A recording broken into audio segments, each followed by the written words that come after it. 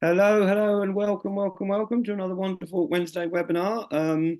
Where the wisdom being dispensed this week is from our old friend John Sinha, who's a long-time national, international campaigner on a number of different projects and groups over the years. And John is one of the contributors to the campaign against climate change, which is one of the earliest campaigns I saw talking about climate change. They did a book on 1 million climate jobs and how we start to begin this green transition and creating the 1 million climate jobs. So it's a big question. We really need to start shifting away from the oil fossil fuel economy into the renewables and the green transition. I think we've got an ex-oil worker in the house who's got involved with green projects. And we'll hear from a union group that's also working on green transition. So without too much further ado, I'll pass over to John. Thank you very much for coming, John, and sharing the wisdom. Nice to see you again. Over. Okay, I'm not sure where I've got the screen sharing here. It's got apps, whiteboards, more. I can't see screen. Let me double check under participants. I did press it, but you're always going to John Sinha. Yeah, you are a co-host, so you have to make the screen bigger sometimes to see everything. So don't have it on medium size, have it on maximum. And then down the bottom should be something that says screen share. Share screen, green box with an arrow headed up. Oh, there it is. Yeah. Okay, Click great. share screen and it will give you a choice of 3 or 4 that you've got open. Click on the one you want to share. Yeah, I can see that. Yes. I've got it. Okay. Anyway, I'll before I start sharing my screen. What's it doing? It's asking. I'm going to mute other people just because there's a bit of background. Okay. Anyway, before I start sharing my screen, good afternoon, good evening, everyone. Thanks for taking the time to listen to my few words of maybe wisdom, maybe not, but based on my experience as a climate activist, how did we get involved in writing a pamphlet on climate jobs? Is an interesting story because when the campaign against climate change started, it was in 2004. It was with me, Phil, a few other people, a small number of people. I don't know if you remember Phil Thornhill. And it was very much a group with a very, very small number of people, based on, doing sort of direct action stunt. And then it transitioned into something, much bigger, involving lots more people and also involving workers. And I think one of the discussions we had is it's all right for activists to start doing stuff and making splashes in the news. But unless we get workers involved in discussing a transition, we won't really get anywhere. Yeah, we can do the direct action, but unless we get working class people talking about the climate crisis and how we can solve it, and have that discussion in the workplace is a very important thing in order to build a mass movement. We can't build a mass movement. We won't get any change unless we build a mass movement in Britain, and we won't build a mass movement unless we implant the ideas of climate justice inside the workplace. Because for people like myself, I think our strategy and our understanding is that the power to change society lies at the bottom, and the people who make society run are the workers. They are the machines, the cogs that make this whole capitalist society function. And if they stop it, they can shut it down. When airline workers go on strike, they have a bigger impact on the carbon emissions than any direct action protest. So anyway, without further ado, I'm going to start sharing my screen and talking about the climate jobs pamphlet that we produced. It was well, actually, before I'll just say a few more things.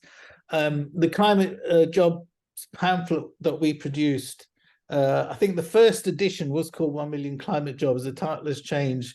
Building a workforce for the climate emergency is a new title we're having. It was an attempt to have a genuine sort of dialogue and collaboration between climate justice activists, and trade unionists to come together towards making some concrete proposals that could be, that could be realized, practical first step in dealing with the climate crisis. We never claimed it is the solution to solving the climate crisis, but what we always said is it's a first step in taking us in a direction where we can start to address the climate crisis and how we actually decarbonize the economy in a way that is socially just, equitable, and defends the public sector. That's another key point that principle that we raise, is that we want a transition, but we don't believe that giving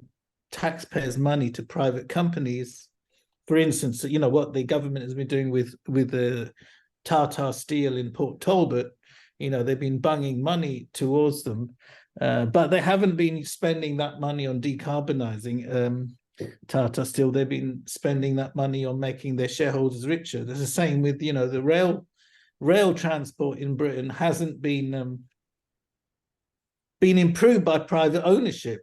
In fact, the amount of subsidies that the railways receive has gone up, but the prices have gone up for the rail traveller, and this quality and standard and reliability of the train services have gone down. So what that's resulted in is people relying less and less on rail and using, the car more. It's totally going in the wrong way, and it just shows you how privatization has failed. And anyway, so I will start sharing my screen. Then we'll see what we can zoom. Yeah, open system to grant access. Oh dear, this is so annoying. I have to bloody grant access. It won't allow me to do it. Damn thing. Let me try again. Share screen. Whiteboard. Let's see what I can share. It should give you 3 or 4 or 5 screens that you've got open. You choose the one you want. Oh, Google Drive. I'll share that. Let's see if. Oh, bloody hell. It's asking me to go It usually shows web pages, John. Are you trying to show a Google Drive or a web page? Yeah. Let me just see. Let me try again. What it wants me. Let me just try one more time. There. Okay. Open system security, privacy, and grant access. Okay. Systems, privacy, security, grant access. Okay. Use. You do what you need to do, John. Yeah. I'm just going to say, campaign against climate, change that John was talking about there. I think he said in 2004.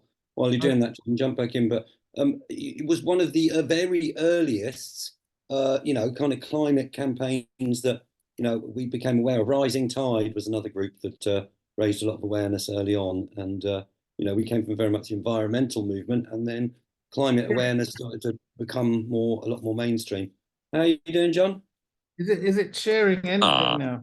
Let's have a look. Can you see anything? No. Not yet.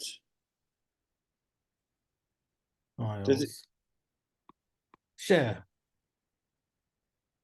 Accept cookies. Okay, maybe there's something happening now.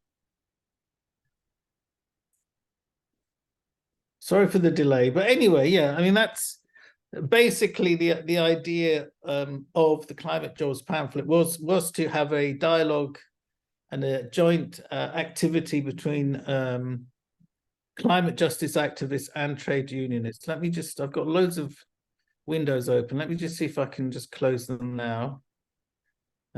Spotlight, you can see the main thing there. Maybe if you've got less windows open, you should be able to see which window you want to choose. Basically. Let me just do that. I've got a zillion open windows.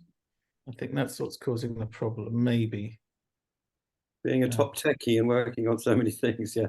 I find usually when I do it, there's like 5 or 6. I reduce the windows when I'm going to do a Zoom. There's 4 or 5 windows open, and it will say which one do you want to share. And you click on one of 4 or 5. If you've got 20. Second camera. Let's see that. Yeah, we're winning. You can see something though, only bloody portion of screen though. Let's have a look here. Let's see that. I'm just going to try and make this bigger. Let's have a look here. Let's have a look. Oh, Share. green button. Type presentations. Let's have a look here. There should be something. This thing's just so annoying, isn't it? It's just sharing portion of the screen. Damn it. If you can open it into one of your windows, then you just click on that window. Yeah, okay. Yeah, let's do let me do stop sharing and start again. Now where is it? Yeah, open it up and then maybe start sharing once it's big on your screen. Would possibly help, or it's one of 2 or 3 windows. Okay, here we go, ladies and gentlemen. It's the usual back-end tech missions, but bear with us. Okay, well, I think it's let's share again.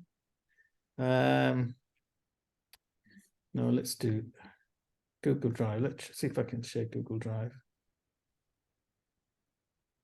think if you make the Google Drive big so that you can see it on screen and then hit the share screen down the bottom in the green square with the arrow pointing up, that may well work.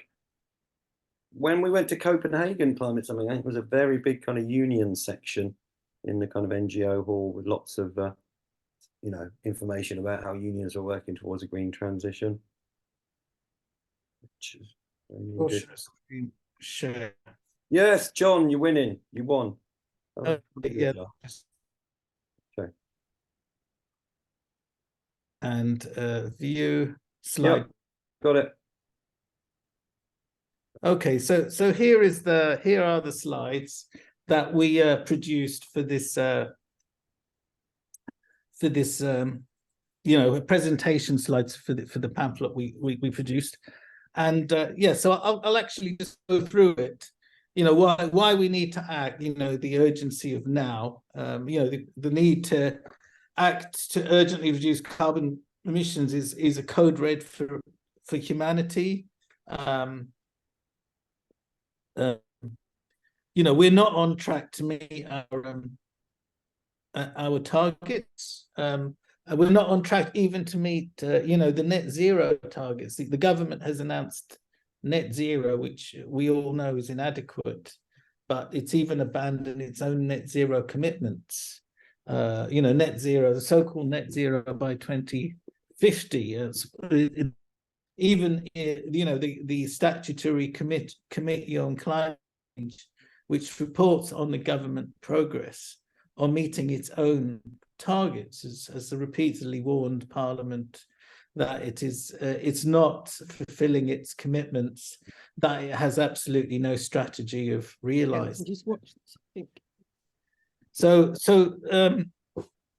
that's what it's saying. So I mean, these bullet points here give the key messages, why we need to act now. We talk about huge investment in education and training, to skill the workforce, because, one of the things that get overlooked, if you want to, for instance, if you want to install air source heat pumps in people's houses, we need to have a skilled workforce that knows how to do that. And one of the big problems in Britain is that we've got our construction industry because it's so deregulated, it's got a really massive skill shortage because we don't have, proper construction apprenticeships.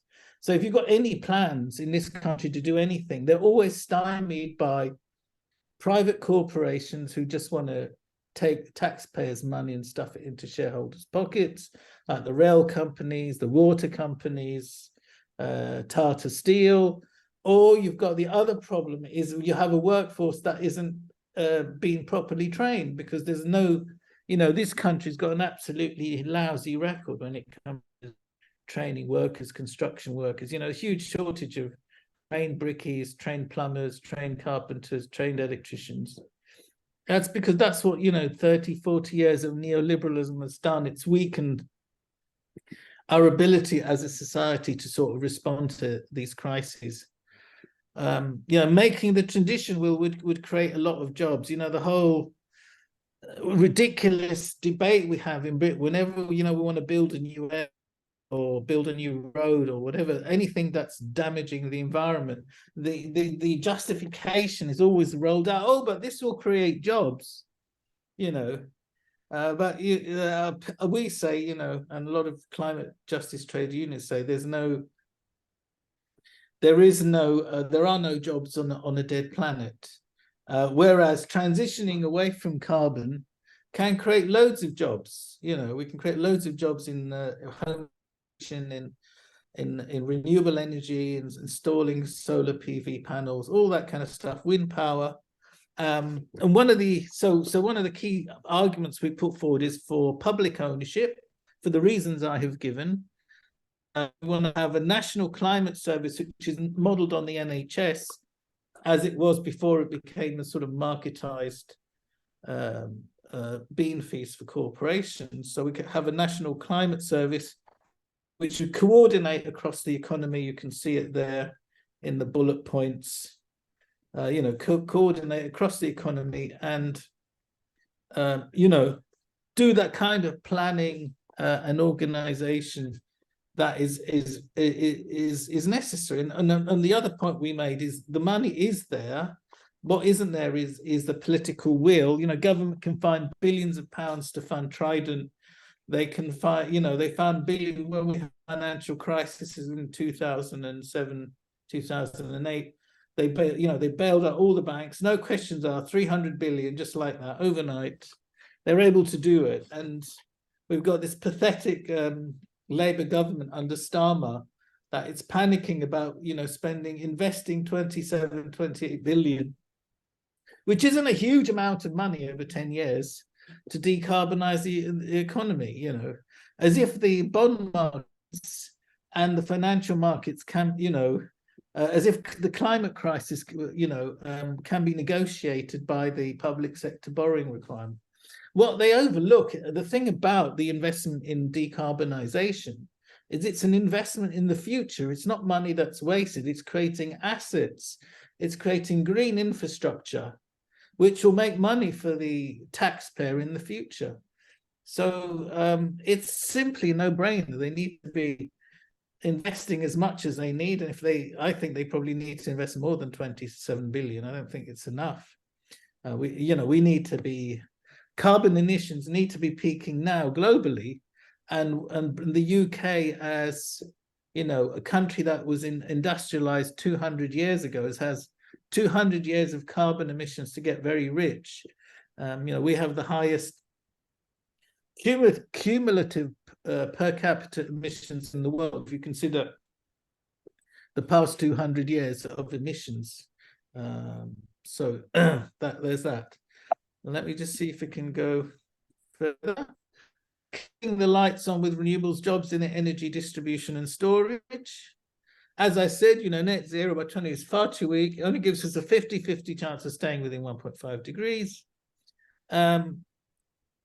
You know, we got a much more ambitious target here by 2038, and we've got a whole issue of you know, labour rights, justice for workers, resource limitation, toxic materials, pollution of land, with all these other issues to be dealing with as well.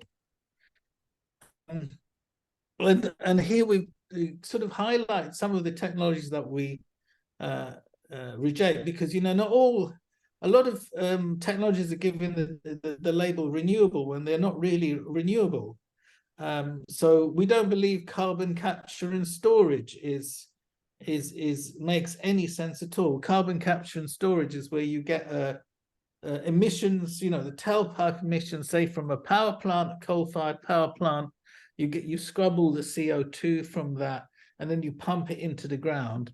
The problem with CCS is that the energy required to pump all this, you know, all these greenhouse gases into the ground is something like 30 or 40% of the energy that is generated by the power plant.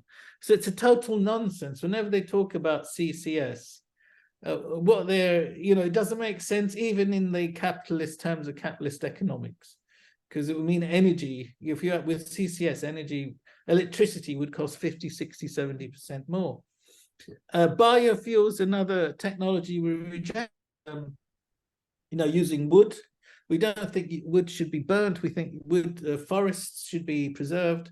We've got this terrible Drax power plant in the north of England, which is, burning wood chips. Is going to be a big campaign, I think, this year to stop the Drax, to stop, it's getting public money as well, big public subsidy, and it's getting wood chips from the southeastern, the forests of the Atlantic forests of the southeastern United States are being destroyed, cut down, turned into wood chip, and burnt at Drax. It's an absolute bloody scandal. The biofuels, and this is what's classed as renewables, and it's receiving taxpayers' money. And we're totally opposed to nuclear, another technology which we don't believe answers, is generally renewable. I mean, it's hugely expensive. The renewable technologies have been coming down in price, and nuclear is the only one per kilowatt hour hasn't gone down. And also the timeframes for nuclear are very long. It takes 10 to 15 years to build a nuclear power station, and we don't have that kind of time. I mean, the other thing with nuclear is that they are also a thermal power plant, so they need water to be cooled. So the question is, where do you get all the water? One of the things about thermal power plants, like Drax or like nuclear, is they consume vast quantities of water. In Hinkley Point in Somerset, it's on the coast, so it's going to be using seawater, but then it's got these vast inlet pipes which are sucking in seawater, but they're also sucking in a lot of marine life as well. So they are quite bad for the environment. I think the water usage is, to me, what is a big thing that which all thermal power plants have, which I think we don't talk enough about, especially when we've got a water crisis. What sense has it been made to be, to creating a power station, thermal power station, because a nuclear power plant is similar to a coal power plant because it runs. It heats up and boils water to create steam to run steam turbines, and that of course uses up a huge quantity of water and goes up in the those cooling towers, those vast cooling towers that you see with thermal power plant, whether they're nuclear, whether they're coal powered. And the other objection to nuclear is these as Fukushima disaster showed us, they can. When they go wrong, they go badly wrong, seriously wrong. So there's loads of reasons why. There's loads of safer and cheaper technologies which can come online much more quickly. So why bother with nuclear? I don't think it really makes any sense. So what we need to do, instead, we need far more investment in wave, tidal energy, storage, demand reduction. That's a very important one, and load spreading. Because we can do a lot more to use energy much more efficiently. There should be stricter regulation on energy efficiency of electrical appliance, stuff like that. We would like to have much more stringent regulations. Other thing we would want to do is institute a zero waste economy. I think that's another way of reducing emissions. By reducing the amount of waste that is generated. So, if something breaks, everyone in their house has got full of broken electrical items that they don't know how to repair because the manufacturers don't provide the information to fix appliances, and they don't design them to be repairable and fixable. And I think we need to completely change that. As I said, we need to get rid of all the distortions and blocks of the market invested interests to transition away, and that's why we need a climate service. But we need to completely transform the economy. That's what a national climate service would do. Warm homes, healthy workplaces, climate jobs. So, John, can I just check in on, because National Climate Service? It's only the second time I've heard that this week.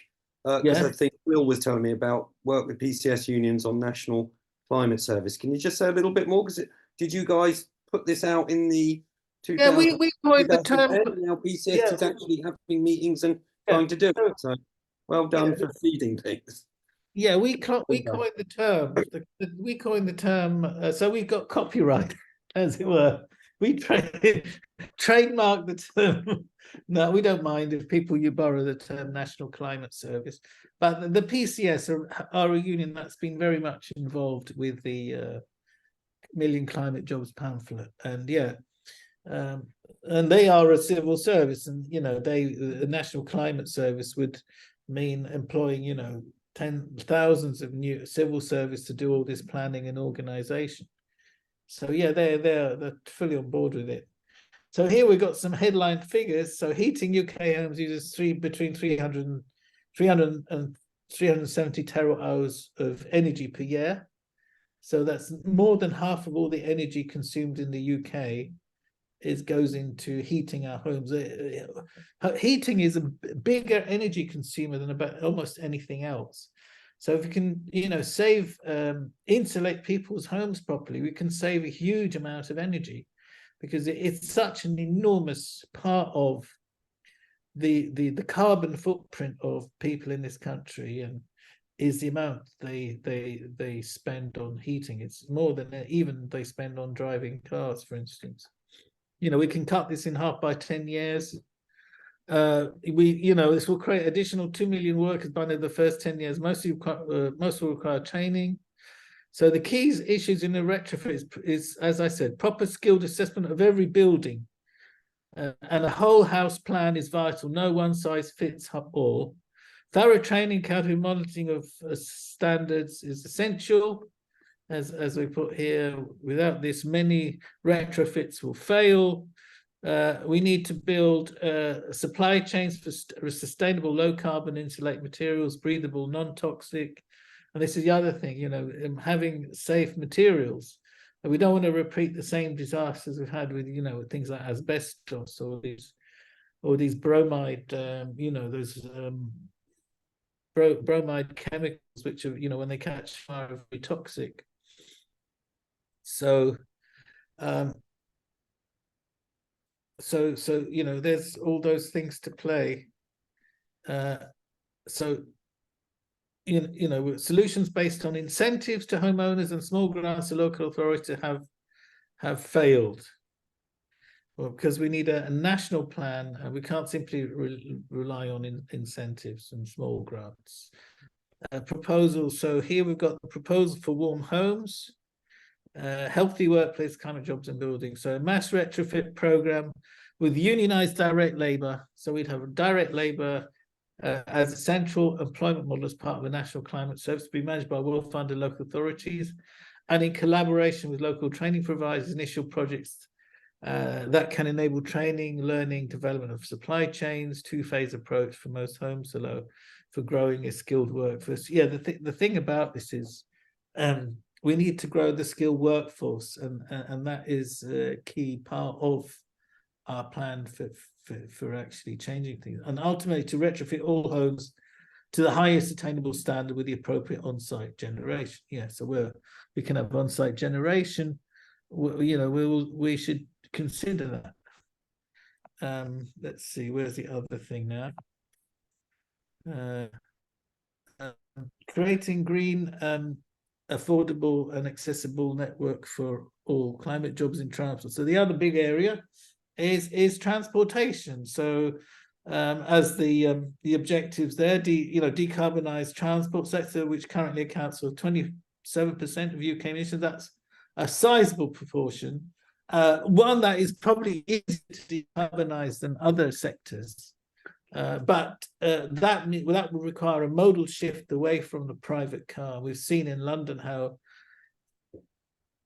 difficult it is because of the massive entrenched vested interests of people, you know, who want to promote the car. So we don't think cars should be the main form of transport. We believe in, you know, vastly improving, you know, bus services as well as rail transport, electrification of rail transport.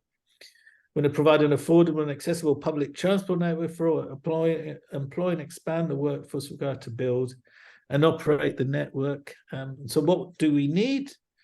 A comprehensive increase in train and bus services, as I mentioned, moving the majority of journeys for people and freight onto trains and buses for walking and cycling. As I mentioned, this government is absolutely is going in the opposite direction when it comes to transport. Provision of safe and separate facilities for cycling and walking, electrification of trains, buses, cars, vans, lorries, and trams, reduce flying and driving, and end private ownership of cars. So this is a radical proposal. We're not saying that everyone, we're not going to ban the use of cars, but really, all these cars that are parked on, on the road that people have, and this is a huge waste of space, a huge waste of resources, a huge waste in many other ways. Imagine all the land we could free up in London if we could get rid of all, most of the car parks. We could build on car parks to solve the housing crisis, for instance. Public ownership of the transport sector for the reasons I've given. So that brings us back to the next slide, which is decarbonising practices and materials, climate jobs in industry. Principles for industrial production, as I mentioned before, don't make more than we need. Rethink the social purpose of making things. Make use of what we already have. Recycle and reuse materials as much as possible. If we need to build new, transform both the production process and the materials we use. So transform them to use sustainable materials, non-toxic, non-polluting materials. We need to spend a huge amount of research into that. I mean, batteries are one example of a resource which we will need. We will need loads of electric batteries to store electricity.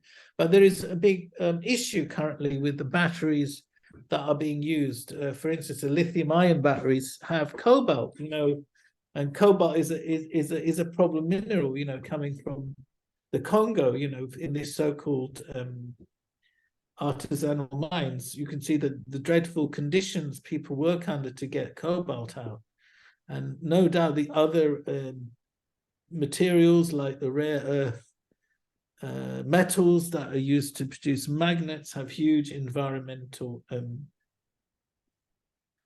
problems with the producing of these metals, like neodymium, for instance, which is used to make the motors for the electric cars. We will need these materials, but they are very environmentally destructive to produce, and we want to find sustainable alternatives. So I mean, one of the alternatives for battery production is sodium and sulfur, which are both abundant. So sodium, for example, is contained in salt, and sulfur is another material which is abundant throughout the world, throughout the planet. So these are examples where we can substitute the materials which are difficult to mine or environmentally destructive to mine, and substitute them for less environmentally destructive materials. So anyway, some of the changes we need: a huge increase in use of scrap metals and recycled plastic. In fact, probably reduce the amount of plastic we produce in the first place. And materials like aluminium are very, very recyclable. We should be recycling 100% of our aluminium, but in this country we don't recycle all the aluminium. A lot of it ends up in landfill. Low or zero carbon buildings materials instead of concrete, use of electric arc furnaces and low carbon kilns, no false carbon capture and storage solutions. So that's that will answer some of the questions around steel production.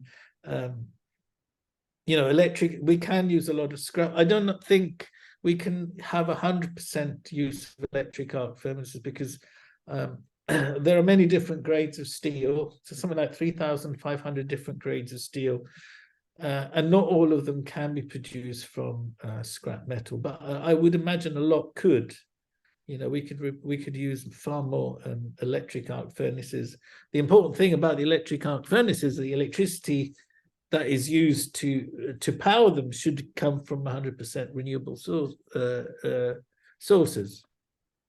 So working with the land, climate jobs in food, agriculture, nature. So problems here in the UK include, you don't need me to tell you, we've suffered from a huge biodiversity loss. We're suffering from, impoverished soils, from intensive monoculture farming.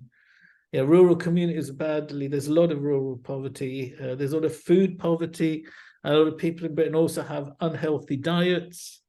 Farming and the wider food industry contribute significantly to our emissions, particularly with nitrous oxide, with the use of fertilizers, which are often produced from fossil fuels like gas.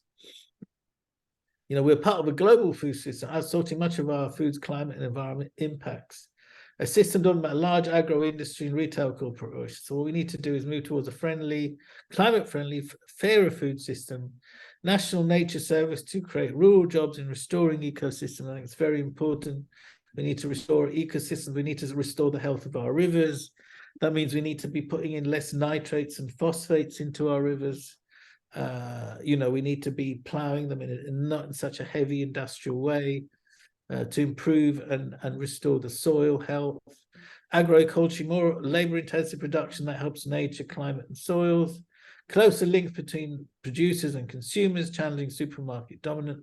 Support for small farmers, decent wages and conditions for reduced meat and dairy consumption. I don't think we can eliminate it entirely, but we could certainly eat less, meat and dairy. Invest in farmer-led research and skills. Towards zero waste, climate jobs in the circular economy. I think it's a very important one, is to actually reduce the amount of waste we create. So in 2019, 26.4 million tons of waste, half was sent to landfill, creating greenhouse gas, methane, CO2, and nitrous oxide. It's a terrible problem. And then if it's not going into landfill, it's being incinerated, which is creating other problems of air pollution. In North London, the councils in North London have invested in replacing the current incinerator with an even bigger one, and that will be burning even more waste, which will discourage recycling and encourage more single-use plastics. Much of our waste is offshore again. That's leading to major problems of waste being dumped in the global south. Towards a circular economy, repair, reuse, rent, reduce, recycle. Reducing not just built-in obsolescence, single-use plastic, but also industry and construction waste as a resource, with its life extended as far as possible. So we want to get rid of the idea of waste. We want to find use for every kind of resource that has already been consumed or used, or the output from another process. Tackling food waste, composting for soil health rather than biogas. More jobs in the circular economy. There are plenty of jobs for rent, reuse. Instead of owning a car, why don't you rent one or join a car club? Instead of replacing your washing machine, why don't you get it repaired and build them washing machines or whatever consumer goods we discuss in a modular way, so that the parts can easily be replaced once they break.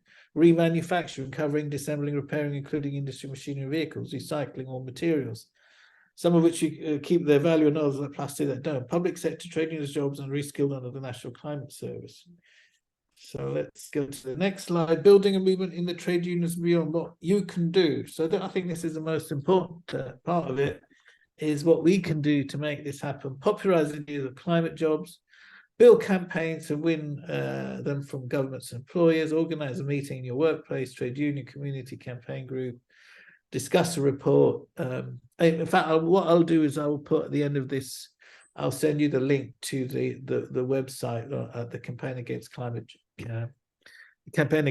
Change website. You'll be able to download a PDF of this pamphlet and even these slides.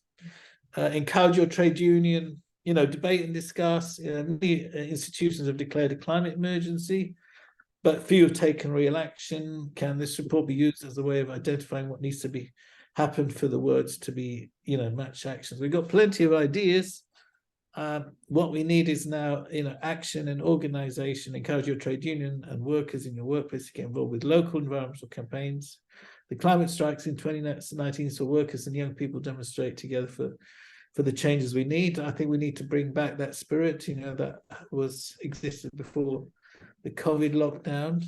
Tackling the climate crisis is a struggle of our time. We need to fight to transform the economy from one that threatens our lives and livelihoods to one that is run in the interests of the planet. And I think that's the end of the slide. You can download it,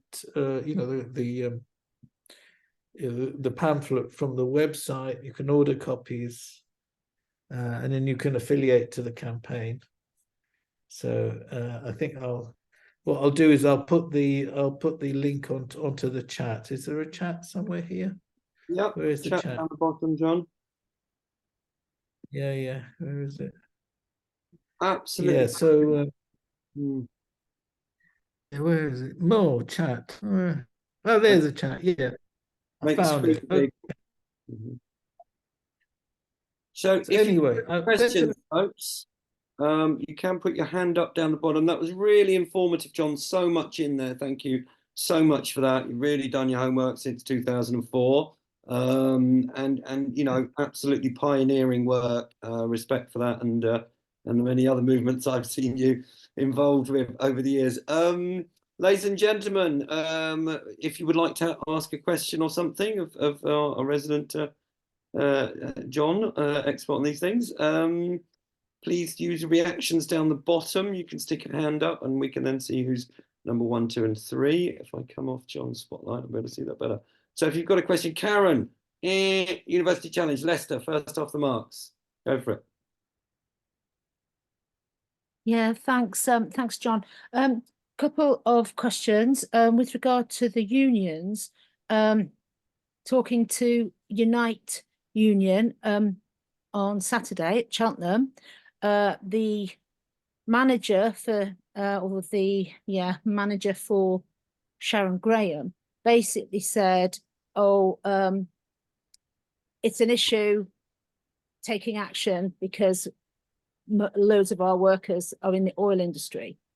But in the next half hour, Sharon Graham stood on the stage and said it's time to break the law because of the anti-striking laws that have come through. And that was my starting point, was that, with regard to protest law and striking law, we're all on the same side. When are we going to get together, kind of thing? So, so I just, you've spoken about the unions. We've done quite a lot of work trying to build relationships with the unions. How do you think we're doing, and where do you think we need to be going, and when?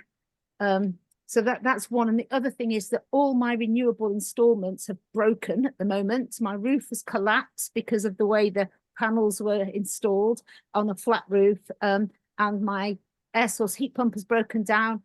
And can I get any technicians? All the people who installed them, they've gone out of business. So, if you've got any tips or any news on progress in either of these departments, please share. Thank you. Shall I answer that question first? Yeah, I think, well, starting with your air source heat pumps and your solar panels, I think this is the exact reason why we need a national climate service. And we can't simply rely on fly-by-night cowboy contractors to do all this. We need a public national climate service that will, take responsibility over the full life cycle. We can't do that with, this private sector cowboy setup we've got already. On the question of the unions, I think we do have a lot to do. I mean, it's great that Sharon Graham is prepared to defy the law when it comes to the anti-trade union laws, but I think they also need to be supporting climate activists when they break the law, instead of calling for them to be locked up, as some of them have. So we do need to work together. When we talk about the trade unions, different unions have some unions have very progressive policies, like the NEU, for instance, or PCS, or Unison. And other unions like the GMB and the Unite have much poorer records when it comes to the question. One of the problems we face is that, when it comes to say, for instance, the votes at the TUC conference every year, what happens is within the unions there is a policy of you can't you can't pee on my garden, sort of, you know. So the gas workers have a monopoly on all stuff to do with gas industry, or the oil workers have monopoly on anything to do with the oil industry. You can't pass any motions at TUC that call for that sort of decarbonisation like that, and that's one of the problems, that you've got this veto on discussion, and what happens is that the unions with a progressive policy will defer to the unions with a less enlightened policy, and overlooking all the points we were making about transition away from fossil fuels. So that gets hidden away, and one of the problems that challenges we face, is that a lot of trade unionists and trade union leaders cannot see their horizon is so narrow, so short. They can't imagine how we could change the world and transition it away. All they see is they're workers in the gas industry, are trade union members, and we must keep them in gas fitting or whatever gas industry or industry jobs forever and a day, without looking at this wider issue of the need for transition. Okay. Sharon, John, I'm going to come over to Art Groupie and then Debs, and I'd also like Will, who's working. I'll my answers then. Yes, yeah, it's being recorded. Because I know you've got to beam off at 8, I think you said, unless you want to hang. Yeah, it's just true. If you can hang for another, sometimes run over by 5 or so. Art Groupie in lovely Bristol. Hey,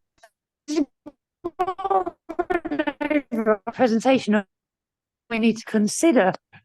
I think the most important thing that we need to bear in mind, which we sometimes forget, is that all of this we have to have systems inside all of it. And to do that, we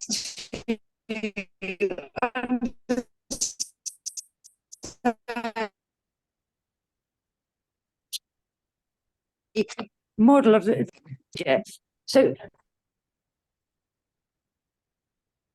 corporations make cheap products, including flights, including food, and their view is this doesn't travel for everyone, to make it cheap, to make it affordable for everyone, everyone has the same chance. That's a narrative that we're being sold, and we're also told that the free market will give us an agile environment for invention. Anyone else having trouble hearing this? Yeah. I agree with what you said, but couldn't really make out. I can hear. I like it. Sorry, Alice, I think it's really good info that you're saying, but it's bad reception. It's hard to hear. Like running in a goldfish pond. All right, I'm in a different place. I'll tell you what, let's skip me and go to the next person, and I'll try and find a better place. Try and find a good place. All right, coming over to Debs, and then Will wants to say something on the work that PCS is doing with the National Climate Service. Debs. Yeah, I'm just thinking like the problem with unions is that they're too big of a broad church people, aren't they? Like there's like some of them who want to be climate and do the climate jobs and that, but the other ones, like the older ones, they're stuck in the ways, aren't they? They're embedded in the oil and gas industry and in British aerospace and all of it. But to give like Unite the due, they're the only unions that I've seen stood outside the fracking site and outside the coal mines and that. So they do have members who like are supportive of what we do. It's just getting more of them on board, really, innit? Which that's the difficult bit. Yeah, I think Unite communities are I'm a member of Unite Community. So yeah, I'm a member of the Unite Community branches. They tend to have more progressive views, but at the end of the day, they don't really decide the policies. Policies are often decided by the unions in the oil and gas sector, unfortunately.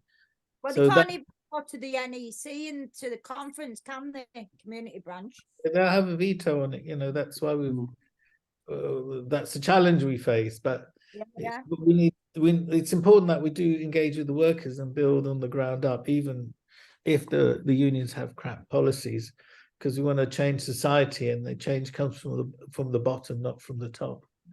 Yeah. Okay, we're in the last short while. Is Will, are you there? Do you want to say just a little bit about what you're doing in PCS? Because it's lovely to see that, you know, John's book many years ago talked about a national climate service, and you're now working on some things. Will, do you want to share a little bit there? Yeah, sure. So, yeah, thanks, John. I think this is the most important topic. So, really interesting to hear the history of it. So, yeah, I've been working on in a working group in PCS, taking forward the idea of a national climate service, and yeah, taking it to trade union congress to try and get other unions behind it. I think a key thing to emphasise is an aspect of the PCS vision for it is it needs to be a just transition. So that is those in brown jobs need to have a fair and compassionate exit from sunset jobs and potentially into sunrise jobs, the green jobs. So one point I'd make about the 1 million climate jobs demand is I think it's I don't think it's stretching enough. I think what we really need is to lobby Office of National Statistics to quantify the number of brown jobs. And then, so we're not just, they already quantify green jobs, but what we need to understand is the ratio between the two, because brown jobs need phasing out. It doesn't really matter if we have 2 million green jobs. If we're still producing the same amount of fossil fuels and burning them, then we're still on the same trajectory. So yeah, it doesn't really matter how many more solar panels we have if we're still burning oil. So yeah, I think there's a few things. There's quite a lot I could talk about really, but yeah, just transition is one, and then quantifying brown jobs and holding government to account for it. And then I could talk. I'm no expert on unions, but I could, it'd be really interesting to have a discussion about the issues around growth and GDP growth and degrowth within unions. Unions are very focused on paying pensions, and that goes hand in hand with the kind of orthodox GDP growth that doesn't really, those of us who follow climate stuff know isn't going to work long term. Anyway, yeah, really good. Thanks, John. And cheers for the invite, Phoenix. I think you and John should exchange contacts. Very important work you're doing there. And also just to post a degrowth. There was a degrowth webinar we had about a month and a half ago. Very good. I just want to come briefly onto that. Yeah, the thing about the 1 million climate jobs pamphlet, the main argument it's making is that decarbonisation will create more jobs than it will lose. That's the key point we're saying. Of course, we need to move. We need to decarbonise industry. That will mean that certain jobs will disappear. But the key argument that we've been saying is, if the argument's about jobs, then decarbonisation will create more jobs in renewable sector. The other thing, I think there was a very interesting conference in London last Sunday from the Climate Justice Coalition Trade Union group. They organised, which was along with the Campaign Against Climate Change, a big conference in London on Sunday, and there were loads of discussions there about pushing climate justice motions in trade union branches. So it's well worth getting involved with them as well. Okay, ladies and gentlemen, another wonderful Wednesday webinar. I'm just going to check, John, do you really have to beam out now? Well, I can stay a little bit longer, and then a few more minutes I can take, but I really need to leave soon. Yeah, so everyone, also, I've got lots to get on with tonight as well. So 5 more minutes overrun if people want that for any finals. Anybody want to feed in? And what we want to do is the lovely game that we did last time is when we finish this one, if everyone just wants to put like 1 or 2 words in about what they thought about tonight in the chat as we kind of beam out. Sunny Lincoln, Tim, I want to talk to you about this something nearby to you that's a campaign protest thing. Give us a ring afterwards or something, someone near you. Tim, have you got a feedback question there or something? Yeah, I just wondered, not too sure of where they stand on this, but obviously how much of this sort of transition is what the Labour Party are looking to bring in anyway? I mean, I know they're looking to invest in insulating homes, I believe, and how far are they aligned with what you envisage as a transition, John? I think the big problem with the Labour approach is they're not talking about public ownership. So they're going to spend all this money, but instead of it being spent on decarbonisation, a lot of it is going to end up in the pockets of shareholders, and it's not going to be as spent effectively as it could be, because we don't believe enriching private corporations really solves the climate crisis. It just makes the shareholders richer. And everything costs more and takes longer time, just as, First Contributor gave the example of a air source heat pump and PV panels that, they break down and there's no one there to fix them. That's what's going to happen with the Labour climate policy. It's going to break down and there won't be anyone to fix it. Okay, have you got somewhere better there, Alice, on reception, or switch your video off? Someone said might get better reception. All I was going to say was we absolutely have to get away from making this a political issue. And I don't know what the Labour Party is at the moment, but you seem to. Literally don't know.